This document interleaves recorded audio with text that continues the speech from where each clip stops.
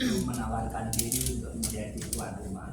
Jadi sebenarnya kita memang mengalami kesulitan sebenarnya untuk bisa mendapatkan sebuah venue yang bisa menampung 7 divisi. Jadi itu memang dulu memang tahun 2003 itu ketika kontes robot itu diadakan, kita hanya punya 1 divisi, hanya KRAI saja. Tapi sudah itu berkembang menjadi kontes robot pemadam api, kemudian sekarang menjadi kontes robot SAR Indonesia. Jadi, nah itu peningkatan tingkat kesulitannya itu juga disesuaikan dengan perkembangan teknologi yang ada. Jadi waktu itu hanya dengan sensor-sensor biasa saja, tapi sekarang kita harus memakai AI. Jadi karena bagaimana kita bisa mendeteksi bayi, jadi itu ada bayi, ada yang sakit dan ada yang bukan sakit. Mereka sudah membedakan dengan warna, dengan apa itu kameranya udah harus pakai AI untuk bisa. Jadi tidak terlihat, tapi itu kemampuan itu sebenarnya bahkan lebih tinggi daripada yang diajarkan di universitas sebenarnya untuk level-level tertentu. Jadi memang mereka harus kreatif, kemudian programmingnya, oleh karena itu maka mereka biasanya bekerja secara kelompok. Jadi walaupun yang bertanding di sini hanya mungkin 3 atau 5 orang, sebenarnya di balik itu ada 20 sampai 30 orang yang bekerja keras gitu untuk itu. Jadi memang tidak kelihatan, tapi itu multiple efeknya besar sekali. Nah itu yang kesulitan sebenarnya bagaimana soft skill.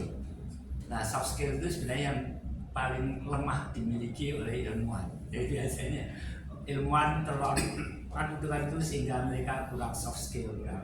Nah mereka itu secara alamiah itu dididik untuk bisa berinteraksi dengan berbagai orang, dengan berbagai ilmu, karena ada ilmu komputer, ada ilmu elektro, ada ilmu mesin, kemudian juga macam-macam dari komunikasi, bahkan supporternya itu ada dari komunikasi, ada sastra, ada apa. Dan mereka hanya untuk bisa bekerja sama. Nah itu sangat sangat membangun talenta tadi itu. Jadi itu yang sebenarnya kita agak terputus ya, sebagai pembina biasanya karena terlalu strict pada teknologinya dan sebagainya. Nah maka kebutuhan akan konteks seperti ini itu sebenarnya buat pengembangan kepribadian talenta itu sangat tinggi. Jadi kita beruntung bahwa kita punya 7 divisi. Satu itu KRAI, itu adalah kontes robot internasional yang diadakan oleh EBU. Jadi juaranya otomatis akan mewakili Indonesia untuk berangkat ke tahun ini di Vietnam. Nah, sebenarnya kita tahun 2015 pernah menjadi penyelenggara NAS internasional di UMY. Sebenarnya kita ditawarin lagi untuk menjadi, tapi memang sebenarnya tidak terlalu mahal karena biayanya itu ditanggung oleh EBU. Jadi EBU itu Asia Pacific Broadcasting Union. Jadi dulu yang menggagas itu sebenarnya dari NHK Jepang. Jadi mereka yang mengelola. Jadi sebenarnya terdaftar di sana itu ada TVRI. Makanya TVRI kita. Nah karena dia itu anggota EBU, jadi yang berangkat ke sana harus melewati TVRI karena TVRI adalah anggotanya. Nah, cuman mereka menyerahkan kepada Dikti untuk mencari talenta dan juaranya untuk bisa mewakili Indonesia. Kemudian itu yang akan ke sana. Kemudian ada kontes robot sepak bola. Sepak bola itu ada 2, sepak bola yang humanoid, jadi bentuknya seperti human. Jadi dia bisa berpikir, menendang, mencari bola, mencari gawang, terus kemudian menendang ke teman dan seterusnya. Nah itu memang kita harganya mahal robotnya, jadi ada 3 robot yang bergerak. Tapi sebenarnya itu bisa diperbesar karena AI akan mempermudah mereka untuk berinteraksi. Nah itu memang pada level yang lebih tinggi, tapi kita akan ke sana, kita berusaha. Memang pada prinsipnya kita mengejar SDM sebenarnya.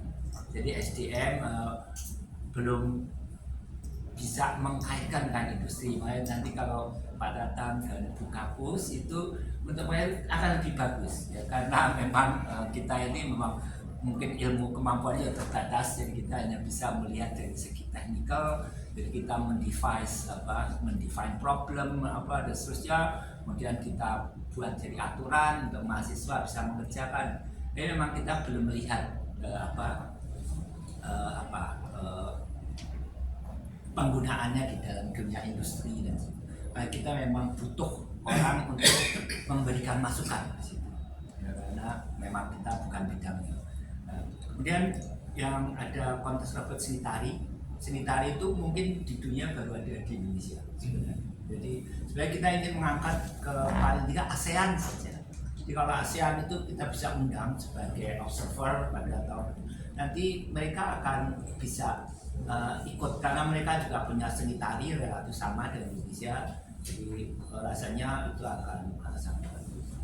Kemudian ada kontes robot tematik. Nah, kalau tematik ini memang mengikuti persoalan yang ada. Jadi tahun kemarin itu kita industri 4.0, jadi menggambarkan bagaimana sistem pabrik di suatu tempat dan manajemen di tempat lain itu bisa berkomunikasi dalam satu layar yang tanpa berhubungan, jadi hanya dengan internet. Jadi online dan real time, semua proses itu bisa dilihat. Nah itu juga sesuatu yang baru. Nah sekarang kita temanya adalah memilahkan sampah. Memang karena sampah ini problem, tapi juga di situ AI-nya bekerja. Jadi walaupun AI masih sebagai mata, jadi menggantikan mata, tapi koordinasi antara bagaimana mata itu membuat suatu aksi, nah itu mahasiswa yang memang pembimbing pasti perannya tinggi gitu. Tapi mahasiswa kita memang terkenal cerdas sebenarnya dalam arti bahwa environment-nya yang harus dibangun. Nah itu yang membuat ya tadi saya yakin kalau dari SDM mungkin tidak kalah karena kita di luar negeri juga biasanya prestasi kita juga baik gitu. Cuma memang environment untuk bagaimana membina mereka menjadi talenta yang tadi itu mungkin ya. Itu. Nah, satu lagi mungkin ada KRBAI. Jadi KRBAI itu adalah kontes robot bawah air. Jadi ini memang tidak termasuk ke kapal karena nature-nya berbeda. Kalau kapal itu cepat, terus kemudian efisien, efektif dan sebagainya. Jadi kalau kita robotik, jadi bagaimana robot bawah air. Jadi maksudnya kalau kita mau nakal sebenarnya itu bisa jadi roket bisa.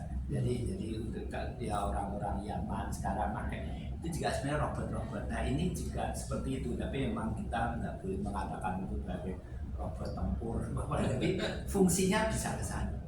Gitu. Jadi kita pakai AI di dalamnya juga, pakai jadi kejernihan airnya berubah, kita harus bisa membedakan dan di dalam air. Nah itu memang secara nature berbeda dengan kontes robot yang acak-acakan karena ini robotics, kemampuan untuk otonomus. Otonomus artinya dia bisa berpikir, bergerak berdasarkan pengetahuan dia sendiri, pasti ada AI yang disimpan di dalamnya. Nah itu. Nah ini cuman karena tidak ada di sini maka dilaksanakan di Asalam. Di Asalam itu 300 meter ya, depannya UMS, di kolam renang internasional. Iya, jadi silakan ke sana karena di sana pun juga sekarang sedang diadakan sama seperti sini pertandingannya dan sangat bagus karena kebetulan sebenarnya dari Indonesia Timur itu malah justru banyak yang ke arah sana.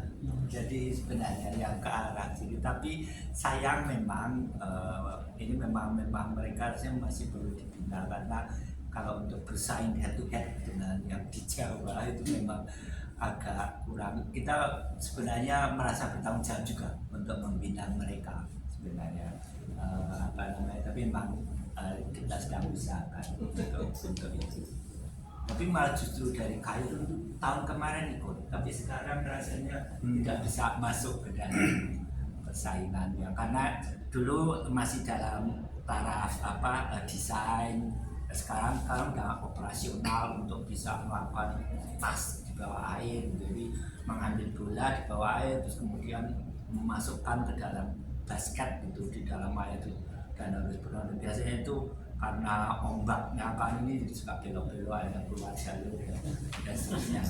Nah itu yang lebih sulit daripada yang di darat. Kalau di darat bisa karena nggak ada gangguan pada prinsip. Jadi kira-kira itu tingkat kesulitannya cukup besar. Jadi sebenarnya kalau buat saya pribadi itu sudah, kalau yang juara-juara itu sebenarnya udah masuk level-level S2 itu. bukan skill master. Berarti yang dipertandingkan di UMS ini 7 itu ya Pak? 7, ya semua 7, tapi yang di gedung Satu venue-nya di sini, Enam enam di di sini, sini. satu di Asal. Ini Prof Benyamin itu profesor robot. ya.